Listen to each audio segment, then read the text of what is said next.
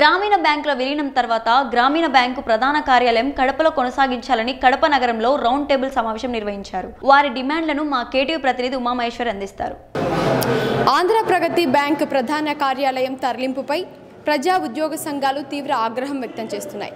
ఈ నేపథ్యంలో మనతో మాట్లాడడానికి ప్రజా ఉద్యోగ సంఘాల నేతలు ప్రస్తుతం మనతో పాటు ఉన్నారు. వాళ్ళని అడిగి మరిన్ని విషయాలు తెలుసుకుందాం. సార్ నమస్తే, ఈ తరలింపుపై మీ డిమాండ్ ఏంటి సార్? ఈరోజు రాష్ట్ర ప్రభుత్వం ఆంధ్రప్రగతి గ్రామీణ బ్యాంకు ప్రధాన కార్యాలయాన్ని కడపలో ఉన్నదాన్ని తాజాగా ఒక నిర్ణయం తీసుకుంది, అమరావతికి తరలించాలని చెప్పేసి. ఈ నిర్ణయం అన్యాయమైందని చెప్పేసి మేము భావిస్తూ ఉన్నాం. ఎందుకోసమంటే ఈరోజు ఆంధ్రప్రగతి గ్రామీణ బ్యాంకులో 3 బ్యాంకులు విలీనమవుతూ ఉన్నాయి. అది ఒకటి చిత్తూరు కేంద్రంగా ఉన్న సప్తగిరి గ్రామీణ బ్యాంక్, అలాగే గుంటూరు కేంద్రంగా ఉన్న చైతన్య గోదావరి బ్యాంక్, అలాగే శ్రీకాకుళం, విజయనగరం, విశాఖపట్నం జిల్లాలు కవర్ చేస్తున్న ఏపీ గ్రామీణ వికాస్ బ్యాంకు దీంట్లో విలీనం అవుతూ ఉన్నాయి. మామూలుగా పద్ధతి ఏమంటే, ఏ బ్యాంకులో అయితే ఈ గ్రామీణ బ్యాంకులు మిగతా 3 గ్రామీణ బ్యాంకులు విలీనం అవుతున్నాయో ఆ బ్యాంకు ప్రధాన కార్యాలయం ఎక్కడుందో అక్కడికి అక్కడ ప్రధాన కార్యాలయం ఏర్పాటు చేయాలన్నది సాంప్రదాయం. గతంలో కూడా అలాగే జరిగింది.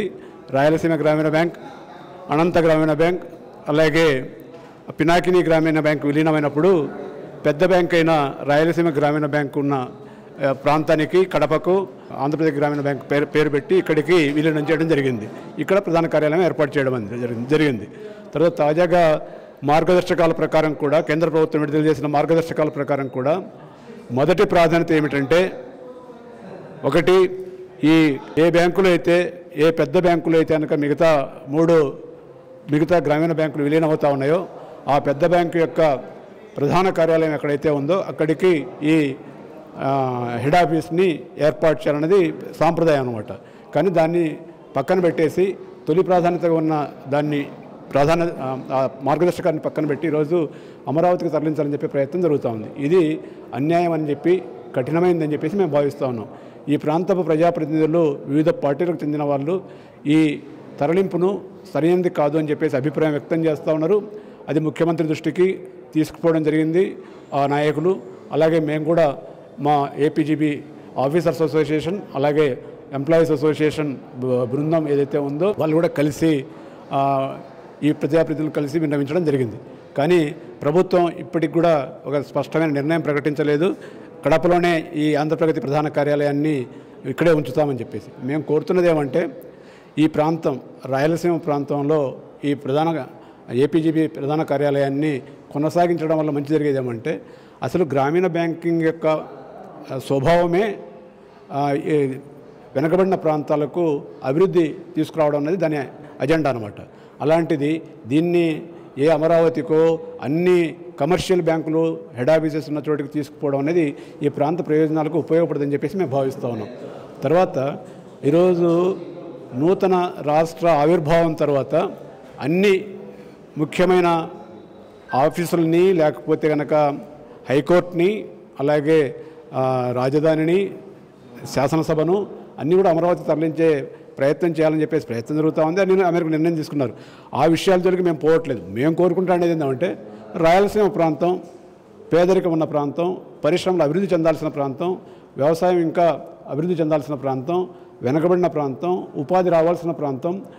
ఈ తర్వాత ఈ చిన్న పెట్టుబడిదారులు, లేకపోతే చిన్న పరిశ్రమలు అభివృద్ధి చెందాల్సిన ప్రాంతం కాబట్టి ఇక్కడే ఈ ప్రధాన కార్యాలయం కొనసాగించడం ద్వారా ఈ ప్రాంతానికి న్యాయం చేసినట్టు అవుతుంది. మేము ఆంధ్ర రాష్ట్ర ముఖ్యమంత్రి నారా చంద్రబాబు నాయుడు గారికి, ఆయనకు గొప్ప విజన్ ఉంది రాష్ట్ర భవిష్యత్తు పట్ల. అలాగే ప్రతిపక్ష నాయకుడు వైఎస్ జగన్మోహన్ రెడ్డి గారు ఉన్నారు. ఆయనకు కూడా మా విజ్ఞప్తి ఏమంటే, ఈ విషయాన్ని రాజకీయ దృష్టితో కాకుండా ప్రజల దృష్టితో, వెనకబాటుతనం దృష్టితో, ఈ ప్రాంత ప్రయోజనాల దృష్టితో, రాష్ట్రం యొక్క సమగ్ర దృష్టితో ఈ ప్రాంతంలో ఈ ప్రధాన కార్యాలయాన్ని కొనసాగించాలని చెప్పి కోరుతా ఉన్నాం. ఆ రకంగా చేసినప్పుడు గ్రామీణ బ్యాంక్ యొక్క పాలసీ ఏదైతే ఉందో ఆ పాలసీని సరిగా అర్థం చేసుకుని ఈ ఏపీజీబీ ముందుకు పోవడానికి అవకాశం ఉంటుంది. మొత్తం రాష్ట్రానికి కూడా ఉపయోగపడడానికి అవకాశం ఉంటుందని చెప్పేసి మేము భావిస్తున్నాం.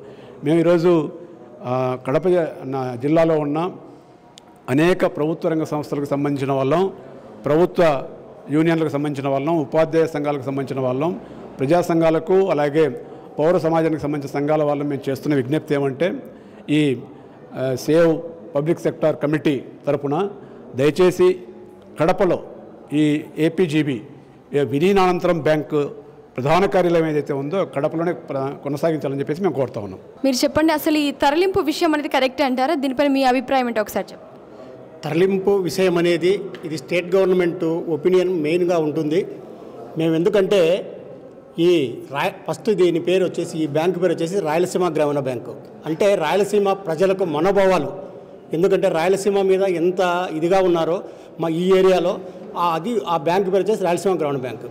ఈ అమాల్గమేషన్ విషయంలో అమాల్గమేషన్ జరిగేటప్పుడు స్టేట్ లెవెల్ ఒక బ్యాంకు చేస్తూ ఉన్నారు. స్టేట్ లెవెల్ బ్యాంక్ చేసేటప్పుడు చైతన్య గోదావరి, సప్తగిరి, ఏపీ వికాస్ గ్రామీణ బ్యాంకులు కలిపి మా ఆంధ్ర ప్రగతి గ్రామీణ బ్యాంకులో రాయలసీమలో ఉన్నటువంటి ఆంధ్ర ప్రగతి గ్రామీణ బ్యాంకులో విలీనం చేస్తూ ఉన్నారు. విలీనం చేసేటప్పుడు డిఎఫ్ఎస్ గైడ్లైన్స్ కూడా ఏదైతే ఏ బ్యాంకులో అయితే విలీనం చేస్తున్నారో ఆ బ్యాంకు పెద్దది కాబట్టి ఆ బ్యాంకులో విలీనం చేయాలని అనేది డిఎఫ్ఎస్ ఇచ్చిన సర్క్యులర్ ప్రకారం కూడా ఆర్డర్స్ ఉన్నాయి.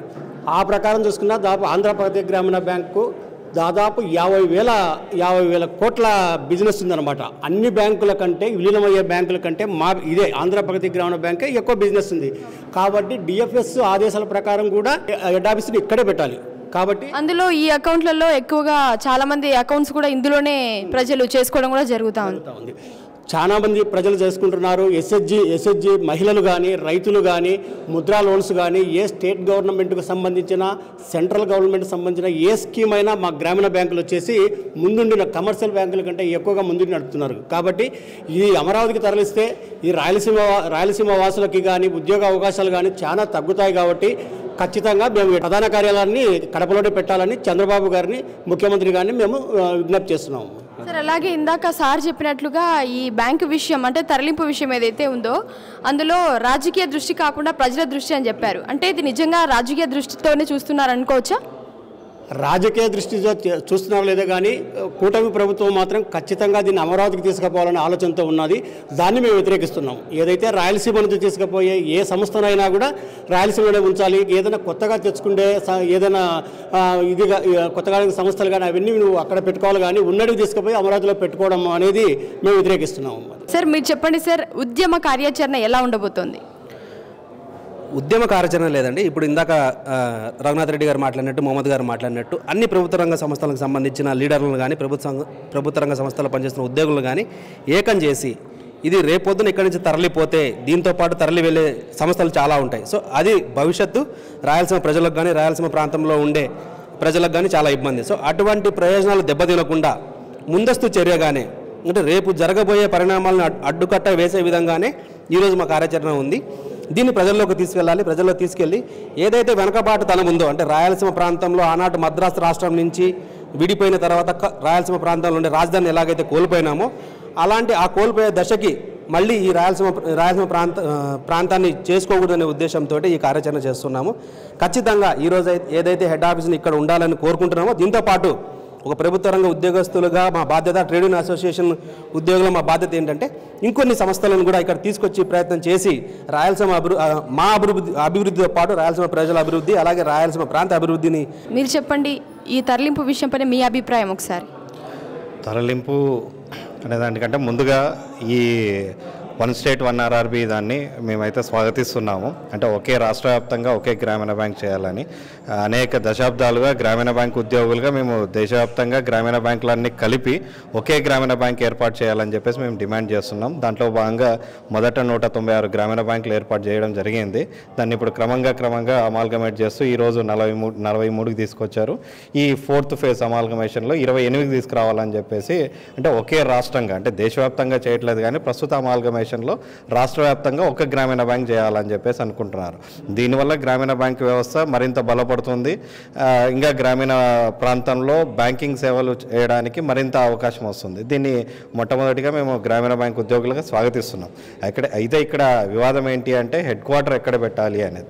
ఇక్కడ మన రాష్ట్రం విషయానికి వస్తే ఇందాక చెప్పినట్టుగా మార్గదర్శకాలు, కేంద్ర ప్రభుత్వ మార్గదర్శకాలు క్లియర్గా ఉన్నాయి, స్పష్టంగా ఉన్నాయి. గత సాంప్రదాయాలు కూడా స్పష్టంగా స్పష్టంగా ఉన్నాయి. గత సంప్రదాయాలు మీరు గమనిస్తే రాయలసీమ గ్రామీణ బ్యాంక్ కానీ, పినాకిని గ్రామీణ బ్యాంక్ కానీ, అలాగే అనంత గ్రామీణ బ్యాంక్ 3 కలిసినప్పుడు పెద్దదైన రాయలసీమ గ్రామీణ బ్యాంక్లో కడప కేంద్రంగా పనిచేస్తున్న దాంట్లో ఇక్కడ హెడ్ క్వార్టర్ కొనసాగించారు. ఇప్పుడు ప్రస్తుతం ఇచ్చిన మార్గదర్శకాలు కూడా ఈ 4 గ్రామీణ బ్యాంకులో పెద్దదైన గ్రామీణ బ్యాంక్ ఆంధ్రప్రగతి గ్రామీణ బ్యాంక్. అది ఏ విధంగా అంటే 50,000 కోట్ల బిజినెస్తోనే కాకుండా మిగతావి 25,000 కోట్లు 23,000 కోట్లు ఉన్నాయి. ఏది కూడా దీంట్లో సగం కూడా లేదు. కాబట్టి 50,000 కోట్లు బిజినెస్తోనే కాదు, ప్రాఫిట్స్లో కూడా దేశంలోనే అగ్రగామిగా ఉంది. రాష్ట్రంలోనే కాదు, దేశంలోనే అగ్రగామిగా ఉంది. అంతేకాకుండా ప్రస్తుతం ఇచ్చిన సొంత భవనం కూడా గతంలో ప్రభుత్వం ఇచ్చిన 50 సెంట్ల స్థలంలో నిర్మించినది. దాదాపు 20 కోట్లు ఖర్చు పెట్టి అందులో కరెన్సీ చెస్ట్ ఉంది. అంటే సౌత్ ఇండియాలో ఏ గ్రామీణ బ్యాంకుకు కూడా లేని సౌకర్యం ఇక్కడ ఆంధ్రప్రదేశ్ గ్రామీణ బ్యాంకు ఉంది. కాబట్టి ఇవన్నీ వసతులు ఉన్నాయి. అలాగే ఎంతో పాలసీ మ్యాటర్స్లో కూడా వాణిజ్య బ్యాంకులతో తలదన్నే విధంగా రన్ అవుతున్న బ్యాంక్ ఇది. కాబట్టి ఇక్కడే కొనసాగించే విధంగా మేము ఈ 2 అసోసియేషన్లు, ఎంప్లాయీస్ అసోసియేషన్ అలాగే ఆఫీసర్ అసోసియేషన్ తరఫున ప్రభుత్వానికి విజ్ఞప్తి చేస్తున్నాము. అలాగే మంత్రుల్ని, ఈ ప్రాంతానికి సంబంధించిన మంత్రుల్ని కానీ ఎమ్మెల్యేలని కానీ కలిసి వినతి పత్రం సబ్మిట్ చేయడం జరిగింది. అయితే ఈ తరలింపు పట్ల, అంటే ఈ వార్తల పట్ల ఉద్యోగస్తుల కంటే ఎక్కువగా ప్రజలు ఆందోళన చెందుతున్నారు. ఎందుకంటే ఈ ప్రాంతంలో అనేక సంస్థలు ఇప్పటికే తరలిపోతున్నాయి అనేది ఒకటి. ప్రత్యేకంగా ఇంత పెద్ద వాణిజ్య సంస్థ, ఈ 2 కలిపితే ఇప్పటికే దాదాపు 50,000 కోట్ల బిజినెస్ ఉన్న సంస్థ 4 బ్యాంకులు కలిసి ఒకటిగా ఏర్పడినప్పుడు 1,20,000 కోట్ల బిజినెస్ అవుతుంది. కాబట్టి అంత పెద్ద బిజినెస్ ఉన్న సంస్థ రాయలసీమ నుంచి వెళ్ళకూడదు, రాయలసీమకు ఒక తలమానికగా ఉంటుంది అని. మీరు గతంలో చూస్తే చిన్న అంటే సిండికేట్ బ్యాంక్ లాంటి పెద్ద బ్యాంక్ కూడా చిన్న ఊళ్ళలో మొదలైనవే.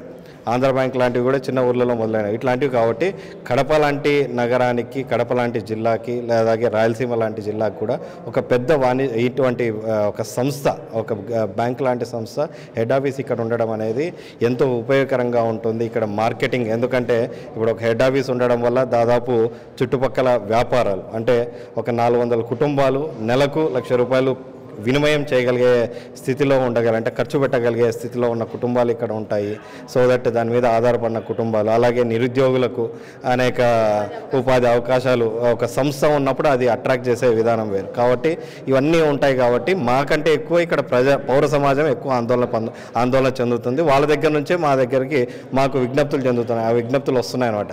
మీరు కూడా స్పందించండి, మీరు ముందుగా స్పందించండి, మీకు వెనకల మేము ఖచ్చితంగా మద్దతుగా నిలబడతామని. ఈరోజు ఈ రౌండ్ టేబుల్ సమావేశంలో కూడా మాకంటే ముఖ్యమైన పాత్ర తీసుకుంటున్నది మిగతా సంఘాలు, పౌర సమాజం, అలాగే ఇతర కార్మిక సంఘాలు, ఇవన్నీ వాళ్ళు ముందుండి నడిపిస్తున్నాయి.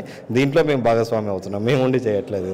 కాబట్టి ఈ పౌర సమాజమే దీన్ని ఎక్కువగా ముందుండి తీసుకొని వెళ్తుంది. ఇది ఇక్కడ ప్రత్యేకమైన విషయం. ఇది ఈ బ్యాంకు తరలింపు వివాదం ఏదైతే ఉందో ఈ విషయం పైన చివరిగా మీ అంతిమ లక్ష్యం ఏంటి?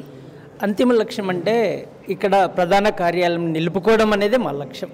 మొదటి లక్ష్యం అదే, అంతిమ లక్ష్యం అదే. ఎందుకంటే ఇంతకుముందు వక్తలందరూ చెప్పినట్టు ఈ ప్రజల, రాయలసీమ ప్రజల, కడప నగర ప్రజల, కడప జిల్లా ప్రజల మనోభావాలను దెబ్బతీసేట్టుగా ఏదైతే ప్రభుత్వం బిహేవ్ చేస్తూ ఉందో దాన్ని ఆపడం అనేది మా లక్ష్యంగా మేము ముందుకు పోతున్నాం. ఎందుకంటే కేంద్ర ప్రభుత్వ మార్గనిర్దేశకాల ప్రకారం కూడా ఎప్పుడైతే ఈ 4 గ్రామీణ బ్యాంకులు కలిసి ఒకే గ్రామీణ బ్యాంకుగా ఏర్పడుతుందో అప్పుడు 3 ప్రిన్సిపల్స్ ఇచ్చారనమాట. ఫస్ట్ ప్రిన్సిపల్ వచ్చేసేసి ఎక్కడైతే ఎక్కువ బిజినెస్ ఉందో దాన్ని ఆ ప్రధాన కార్యాలయం నిలబెట్టాలని, 2 స్టేట్ క్యాపిటల్, 3వది వచ్చేసేసి ఓన్ బిల్డింగ్ ఉండేది.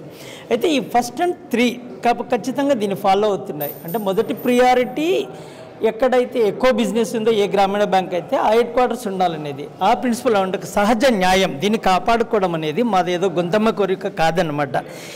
ఇక్కడ దాని గవర్నమెంట్ కేంద్ర ప్రభుత్వ మార్గనిర్దేశకాల ప్రకారమే ఎక్కువ బిజినెస్ ఉండాలి. కాబట్టి దాన్ని నిలుపుకోవడానికి మేము ప్రయత్నం చేస్తున్నాము.